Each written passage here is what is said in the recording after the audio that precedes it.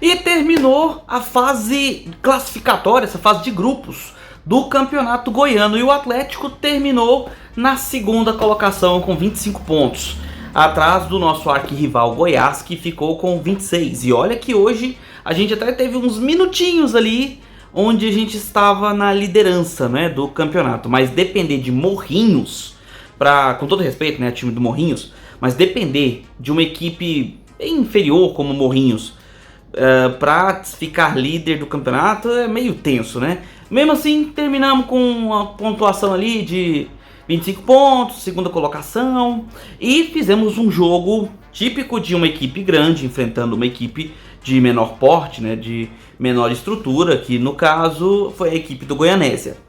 E acabamos eliminando o Goianésia com essa vitória por 3-0 nesta quarta-feira. Então a gente vai falar um pouco sobre esse jogo. Quero falar um pouco também sobre o campeonato, como é que foi essa primeira fase do Dragão, e também fazer uma análise aí do time, né, pra gente saber o que a gente pode esperar nessa próxima fase do Campeonato Goiano. Então vamos começar primeiramente falando do jogo, né, do Atlético. Vamos lá. Precisando contar com a derrota do Goiás para que a gente pudesse assumir a liderança, o Atlético veio a campo mais uma vez trocando a sua dupla de zaga para enfrentar o Goianésia, que dependia de vitória ou até mesmo de outros resultados paralelos para poder classificar para a próxima fase do Campeonato Goiano. E aí o Atlético veio com o Ronaldo no gol, aí a dupla de zaga totalmente diferente do último jogo, veio com o Lucas Gasal e Emerson Santos na zaga, nas laterais Rodrigo Soares pela direita e Moraes pela esquerda, aí no meio veio com Mikael no meio como primeiro volante, Shailon como um meia, seria um meia articulador, né? E o Bruno Tubarão já como um meia mais ofensivo, um meia armador, o camisa 10, né? Na frente, do lado direito, Ayrton, do lado esquerdo, Luiz Fernando, e no meio, o Daniel, o nosso prata da casa. Beleza. E assim, o Goianésia não fez uma boa campanha no Goianão. Não é uma equipe que vinha impondo muitas dificuldades aos seus adversários. Não à toa, corria sérios riscos de não classificar, né? Caso perdesse, dependeria do resultado do jogo entre Goiânia e Porá. E aí o que se viu foi um domínio bem expressivo do Atlético, só que, apesar de ter um domínio nas jogadas ofensivas, o Atlético teve lances onde ele deu espaço ao adversário. Vejam que a dupla de zaga do Dragão, mais uma vez, foi mudada, e isso aconteceu demais nesse campeonato, e eu não vou criticar essa questão dessa mudança, porque assim, o Campeonato Goiano estadual, ele é feito para isso. É feito para você girar o elenco, para você dar um ritmo de jogo a todo mundo, para você fazer vários testes, para preparar seu elenco, preparar seu time para as competições mais importantes, né, vamos dizer assim. Não que o Campeonato Goiano não tenha importância, mas aqueles campeonatos que têm mais relevância, como a Copa do Brasil, o Campeonato Brasileiro da Série B, que não será um campeonato fácil. Então, com isso, o Atlético subia muito o seu bloco, né? O time jogando em bloco, subia muito suas linhas, e a zaga ficava quase no meio de campo, que acabava dando um pouco de espaço nas costas dos zagueiros, para que o Goianésia fizesse seus lançamentos e trabalhasse a bola em jogadas diretas, né? Em lances onde o goleiro, por exemplo, sairia numa ligação direta com seu atacante ou algo assim. E a gente viu que isso teve alguns problemas. O Atlético dava espaço ao seu adversário. Principalmente porque nós estamos falando de um meio de campo bem pesado. Um meio de campo que não é exatamente defensivo, ou que tenha um equilíbrio defensivo. A gente tem apenas um volante, que é o Mikael, e o Shailon não é volante. O Shailon é meia. Então ficamos com a zaga, os dois zagueiros e os dois laterais, sendo que o Moraes e o Rodrigo Soares têm muito ímpeto ofensivo, então eles acabam subindo muito ao ataque. E temos um volante apenas, e isso tudo para dar um resguardo defensivo ao Atlético. Tudo bem, nós estamos enfrentando uma equipe bem de menor expressão, como é o Goianésia. Mas, por exemplo, esse tipo de formação, a gente tem que tomar um certo cuidado em iniciar com ela, porque o Atlético pode ser surpreendido com uma equipe um pouco mais ofensiva, uma equipe com uma saída de bola um pouco mais eficiente, pode ser perigoso. Teve alguns pequenos lances ali, uns chutes de fora da área, uns cruzamentos, onde o Atlético teve algum perigo, mas realmente não sofreu muito, não sofreu, e com facilidade, inclusive, conseguiu fazer seu primeiro gol, com uma jogada do Luiz Fernando e do Shailon, onde o Luiz Fernando toca pro Shailon, que chama a marcação, e na passagem do Luiz Fernando ele toca, né, para o Luiz Fernando, que consegue fazer um cruzamento e encontra o Daniel bem posicionado para finalizar e fazer o gol. Daniel que fez seu primeiro gol na partida passada e assim, vem mostrando um crescimento que mostra a base do Atlético sendo usada em campo, coisa que a gente tem dificuldade de lembrar, né, de jogadores da base que se destacaram assim no Dragão, e é muito bom ver vários jogadores da base tendo esse destaque. Eu vou citar outros aqui durante o jogo. 1 a 0 para o Atlético. O Goianésia tentou se lançar ainda no primeiro tempo, mas não deu tempo. Não teve muita coisa mais que isso no primeiro tempo. O Atlético controlou as jogadas, teve boas oportunidades. O Goianésia teve algumas pequenas oportunidades, mas o Atlético controlou o jogo. Veio o segundo tempo, o Atlético fez algumas substituições. Entrou com o Kelvin, né, no lugar do Ayrton. Trocou o Mikael, colocou o Thiago Medeiros, que é outro garoto da base, que vem mostrando um excelente futebol.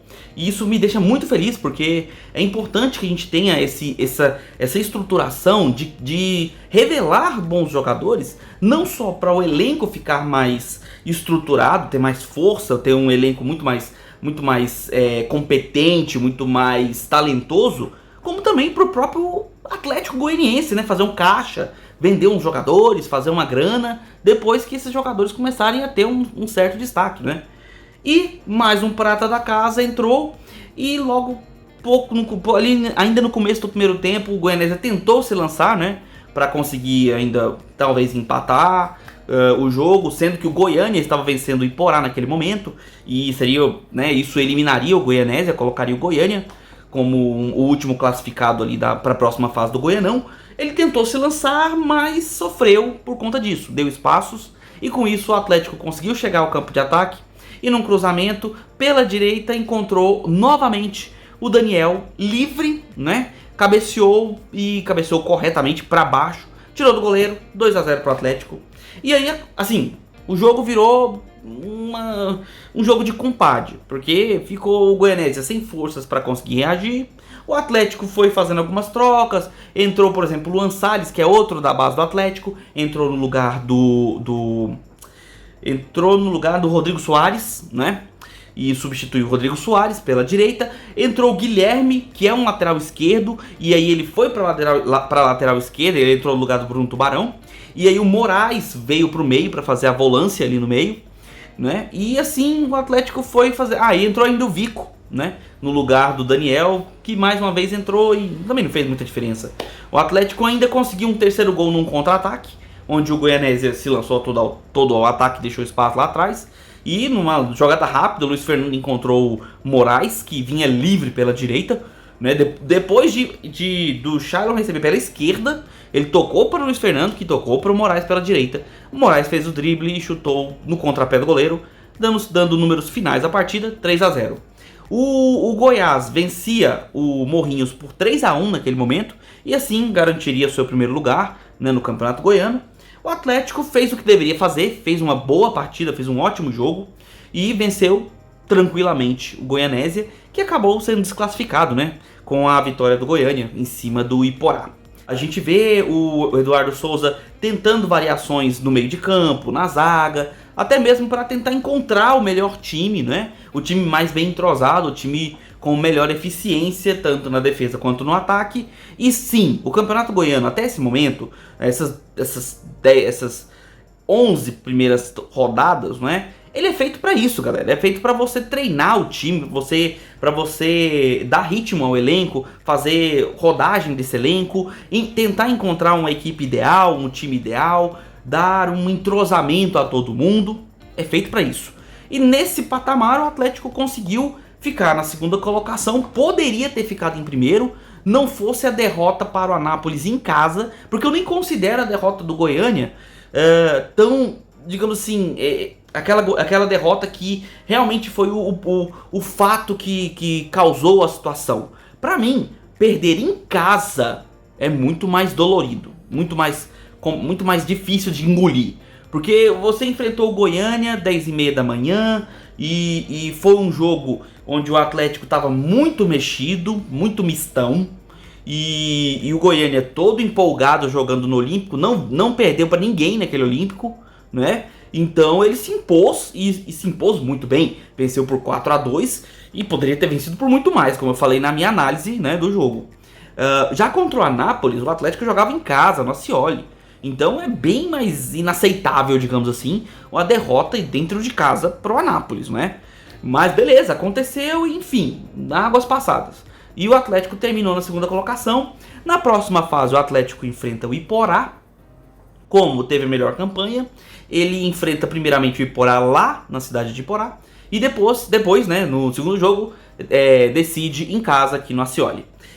Vamos lá, vamos falar um pouco sobre essa campanha do Dragão. A gente teve uma variação muito grande da defesa. Muitos jogadores foram utilizados ali na defesa. Inclusive no jogo passado a gente tinha 2 jogadores que nem estiveram na defesa hoje, como que foi o caso do Ramon e do Renan Cosenza, né? Que não entraram hoje no jogo. Então foi a variação que o Eduardo Souza fez para treinar esses duplas de zaga, né? E colocar todo mundo em ritmo de jogo. Por consequência disso, o Atlético acaba tendo menos entrosamento na zaga. E talvez até mesmo no meio de campo, porque a variação no meio também é muito grande. Eventualmente começa com o Mikael, depois pode vir com o Thiago Medeiros, né, no meio. Em outros momentos começa com o Bruno Tubarão, outras horas começa com... Enfim, começou até com o Moraes no meio já. E todas essas mudanças dificultam o entrosamento, a continuidade, né, do trabalho jogo a jogo. Mas ajudam também a mover esse elenco e dar ritmo de jogo para todo mundo. E acaba que é necessário, é importante e talvez esse seja o melhor momento de ser feito, não é? Aproveitar o campeonato estadual, que é onde o Atlético pode se dar ao luxo de rodar elenco sem correr riscos de alguma coisa mais grave, né? A gente não pode brincar com o Campeonato Brasileiro e a gente não vai poder, por exemplo, se dar ao luxo de jogar com um time alternativo em uma competição de mata-mata como o campeonato, como a Copa do Brasil, né? Então esse momento era o momento ideal para fazer isso. Agora, espero que o Eduardo Souza já tenha feito o que tinha que fazer de variação, né? De testes, enfim, de tudo. Porque a partir de agora é mata-mata. Então não tem brincadeira. O Atlético tem partidas do Campeonato Goiano a fazer, vai iniciar a Copa do Brasil logo logo, tão logo assim também começaremos o Campeonato Brasileiro, então acabou o momento de testar. De ficar variando os jogadores, enfim, acabou. Agora é hora de você montar o seu time titular, saber com quem você vai começar as suas partidas e manter esse elenco, manter esse time, trocas pontuais na titularidade somente se necessário, porque a gente precisa dar ritmo e dar entrosamento para o nosso time titular, sabendo quais são os jogadores titulares do Dragão. E aí assim, o que eu tiro do Campeonato Goiano dessa primeira fase é que o Atlético tem uma equipe coesa, um elenco muito, muito próximo, é um elenco que joga junto realmente, não são jogadores espaçados, dispersos, não. É um time que se conhece, que mostra em campo, que tem confiança uns nos outros, e isso é maravilhoso, porque dá muita esperança, por exemplo, para um campeonato brasileiro, que é um campeonato longo, 38 rodadas, então o time tem que estar muito bem entrosado, com um elenco muito seguro de si, tanto em campo com os titulares, quanto os reservas, podendo entrar e cooperar, né, ao nível daqueles que são substituídos. Beleza, isso no futuro pro Dragão, né? E aí nós vamos para essa fase de quartas de final, e os jogos vão ser o seguinte: Goiás e Goiânia, clássico aqui, né, nossa cidade. O Atlético vai enfrentar o Iporá, o Vila pega o Anápolis, né, e o Craque, que fez uma excelente campanha, foi a quarta força nesse campeonato, enfrenta a Aparecidense, que foi a quinta força. Então os classificados foram Goiás, Atlético Goianiense, Vila Nova, Craque, Aparecidense, Anápolis, Iporá e Goiânia. Esses classificaram. Os que permaneceram aí, né, ainda para a próxima temporada, para jogar a Série A, foram o Morrinhos e o Goianésia. E caíram o Grêmio Anápolis, que foi campeão em 2021, ou seja, recentemente o campeão goiano, e o Inhumas, que parece que, né, ele veio da Série B para cá, não conseguiu se sustentar. E é isso, galera. Essas serão as partidas, né? Vamos ver como é que vai ser isso. Dando notas aos jogadores. O Ronaldo, eu dou um 10 pelas duas defesas que o Ronaldo fez. 2 chutes de fora da área, dificílimos, sendo que no segundo tempo ele salvou com a ponta dos dedos.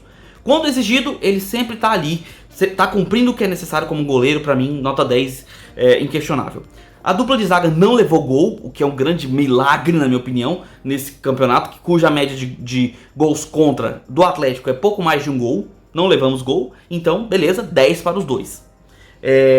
A dupla de laterais, o Moraes, como ofensivo, é inquestionavelmente bom. Ele é muito bom no apoio ofensivo, a presença ofensiva dele é muito boa, ele consegue fazer jogadas ofensivas. Defensivamente não foi cobrado hoje, não foi exigido, quando preciso esteve lá. E o Rodrigo Soares, pra mim, ainda é uma avenida nas costas. Ele dificilmente marca, apoia relativamente pouco. Ele faz a duplinha ali com a Ayrton, mas ainda acho que tá devendo um pouco. O Moraes eu dou um 9, pro Rodrigo Soares eu dou um 7,5. No meio, o Mikael é difícil, cara. O Mikael ainda tô achando ele muito apagado. Tô achando ele com dificuldades para fazer as jogadas, para participar do jogo. Então eu dou pra ele uma nota 7. O Bruno Tubarão fez um jogo muito interessante, fazendo essa troca com o Shailon. Às vezes era ele que estava ali na frente apoiando, às vezes era o Shailon. Então quando o time estava no contra-ataque, o Shailon conseguia recuperar a bola e partir. Quando o time adversário se fechava muito, o Bruno Tubarão subia para ajudar no ataque e o Shailon recuava como um segundo volante para poder pegar a bola e fazer o início da jogada, o que eu achei interessante também. E aí para isso, para os dois eu vou dar uma nota 9 pelo jogo que eles fizeram. Na frente, eu dou uma nota 9 pro Ayrton. Tentou muito, fez muitas jogadas, não fez gol, mas não teve medo de tentar os dribles, de tentar os cruzamentos. E por isso, pela vontade, pela determinação e as jogadas que fez, eu dou pra ele uma nota 9. Luiz Fernando eu vou dar um 10, porque pra mim ele fez uma grande partida. Mesmo não fazendo gols, ele foi responsável por boa parte das jogadas e deu 2 assistências. Então, nota 10. E outra nota 10 para o nosso Daniel, que mostra-se um jogador com um ótimo posicionamento, aspira a ser realmente um bom talento aí para o Dragão, não só para o restante da temporada, como talvez até para um caixa futuro aí, né, que o Dragão possa fazer.